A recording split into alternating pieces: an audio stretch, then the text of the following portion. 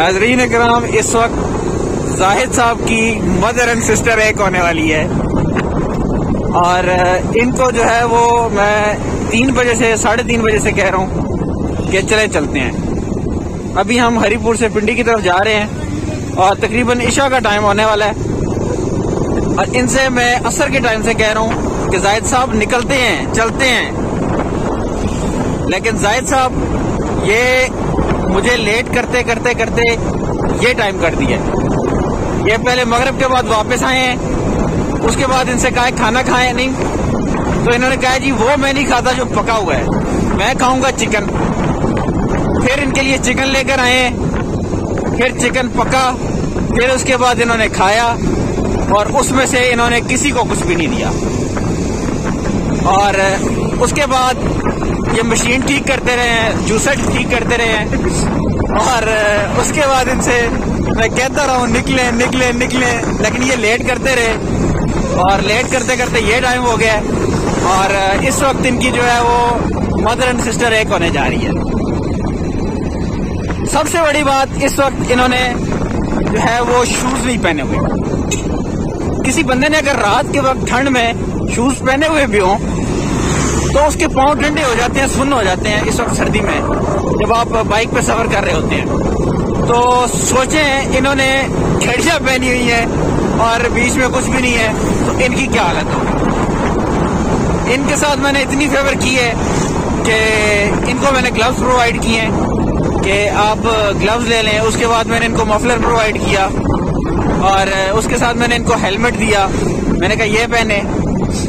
لیکن ابھی ہم یہاں سے شہر سے سٹارٹ ہوئے اور جیسے جیسے شہر سے باہر ہوں گے تو ویسے ویسے سردی کی شدت میں اضافہ ہوگا اور ساتھ ساتھ جو ہے وہ گاؤں سٹارٹ ہو جائیں گے. تھوڑی سی پہاڑیاں ہیں وہاں پہ اور رات بھی بڑھتی جائے گی تو ٹیمپریچر اور کم ہوتا جائے گا اور کم ہوگا تو پھر آپ سوچ سکتے ہیں کہ ان کی کیا حالت ہوگی. انہوں نے جو آج مجھے ذلیل کیا ہے کہ یہ اس وقت آ نہیں رہے تھے جس وقت میں ان سے کہہ رہا تھا کہ چلے، تو اس وقت مجھے خوشی ہوگی جس وقت یہ چیخیں ماریں گے، یہ چلائیں گے، یہ روئیں پٹے اور میں ان کی چیخیں سنوں کہ یہ کیسے چیخیں مارتے ہیں.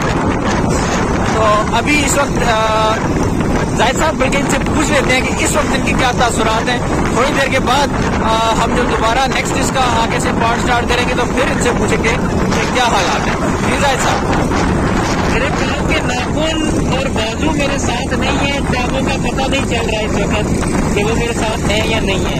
تو آگے جا کے میں آپ کو بتاؤں گا کہ مزید اس میں کیا چینجنگ آئی ہے.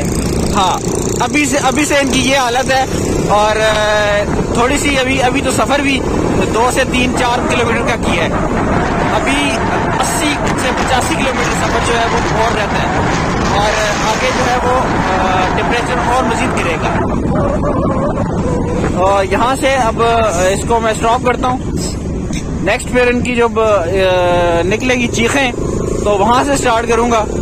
اگر آپ نے چیخیں دیکھنی ہوئی تو اس سے آگے کا پارٹ دیکھیے گا. اچھا، ایک بار جو میں پچھلے پارٹ میں مس کر گیا تھا کہ سردی کے اندر اگر کوئی شخص آپ کا بائک چلاتا ہے اور کہتے ہیں کہ میں بائک چلاؤں گا، اس کی دوستی پہ کبھی بھی شک نہ کریں.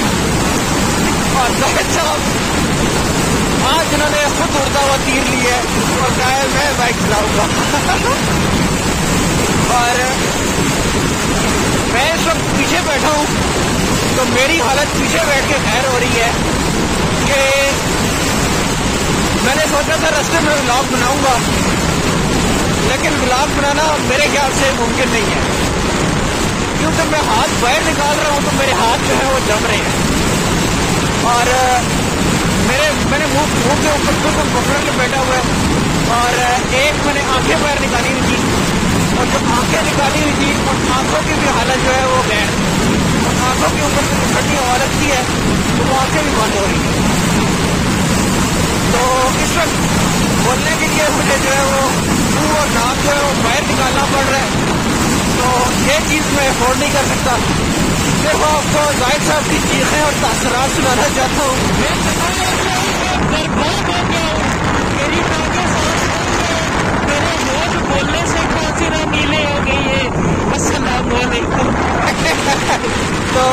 صاحب کی سب بری حالت ہے. میں یہ چیزیں ان کی کچھ بھی نہیں ہے. میں مزید ان کی چیزیں سننا چاہتا ہوں. یہ ہم ایک گاؤں کے اندر سے گزر رہے ہیں سب, اور یہ سائڈوں پہ جو ہے وہ ہمارے پہاڑیاں ہی پہاڑی ہیں, اور ان پہاڑیوں کی وجہ سے جو ہے وہ سب یہ جگہ بہت جلدی ہو پڑی ہے, اور میرے خیال سے سب ٹیمپریچر یہاں کا جو ہے وہ -50 ہے. اور میرے لیے جو ہے وہ بولنا بھی مشکل ہو رہا ہے, اور موبائل کو ہولڈ کرنا بھی مشکل ہو رہا ہے.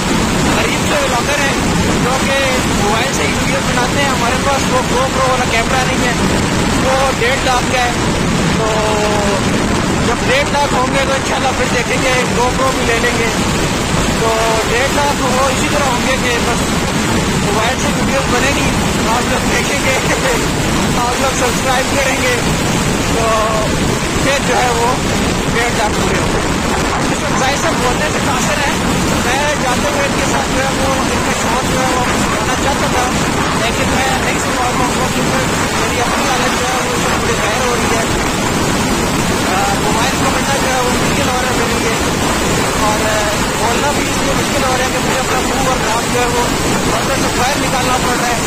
اور یہ ہماری دن سے اسٹارٹ ہوا ہے, اور ہم نے جانا ہے اسلام آباد جانا ہے. اور سوچیں ابھی تو ہم سب یہاں سے آگے آئے ہیں, اور جب اسلام آباد پہنچیں گے تو ظاہر صاحب کی کیا حالت ہو. مجھے لگتا ہے کہ ظاہر صاحب سیدھا جا کے ہیٹر کے اوپر ہی بیٹھیں گے سیدھا ایسا.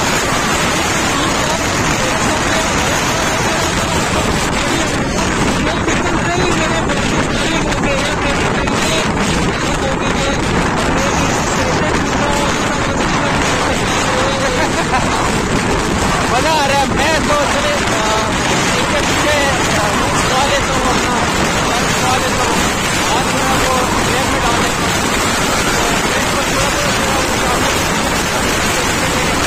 آتے آتا ہوں تو میرا منہ جو ہے وہ نکالنا پڑتا ہے واپس, یہ تھوڑا سا مشکل ہو جاتا ہے. بس یہ کہا ہے کہ میں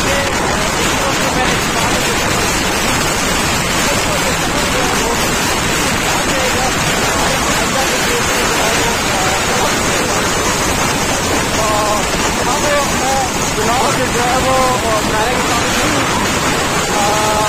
آپ کو جب آواز کے اندر انٹر ہو تو اس وقت تھوڑی سی حالت کے سامنے رہن ہوا بھائی. میں بھی کوشش کروں گا وہاں پہ آپ کو تھوڑا سا اسٹینڈنگ کر سکوں اور آپ کو بتا سکوں کہ ظاہر صاحب کی کیا حالت ہے اور میری کیا حالت ہے. اس وقت جناب ہم خانپور ڈیم کے قریب پہنچ چکے ہیں, اور مجھے لگتا ہے کہ یہ والا بلاگ جو ہے تو مجھے اپنی رستے میں اس کو تھوڑا بہت ایڈٹ کر کے جو ہے وہ اپلوڈ کر دینا چاہیے. اور باقی جو ظاہر صاحب کے تاثرات ہوں گے وہ گھر پہنچ کے میں ایک چھوٹی سی شارٹ ویڈیو بناؤں گا کہ ظاہر صاحب اس وقت کیا حالت ہو رہی ہوگی, اور اس وقت اپلوڈ کر دوں. کیونکہ باقی یہاں پہ اس وقت معاملہ نہیں ہے کیونکہ بہت زیادہ ٹھنڈ ہے, بہت زیادہ. ہاتھ نکالنا جو ہے وہ مشکل ہو رہا ہے,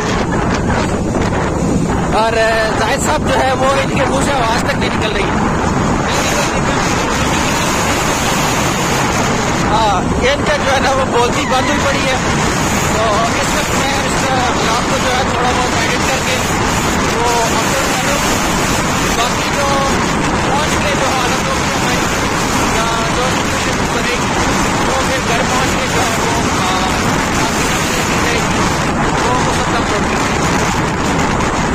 فی الحال جو ہے آپ یہ دیکھیں کہ ہم کہاں کہاں سے گزر آئے ہیں.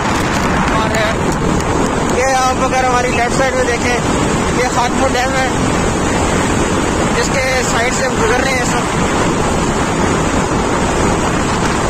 یہ اس سائڈ پہ سارا ڈیم ہے.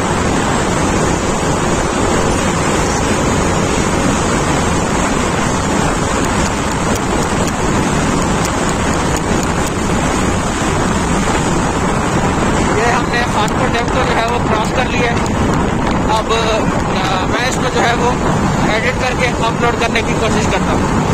تو تب تک کے لیے جو ہے وہ گھر پہنچنے تک کے لیے اللہ حافظ. گھر پہنچ کے جو ہے وہ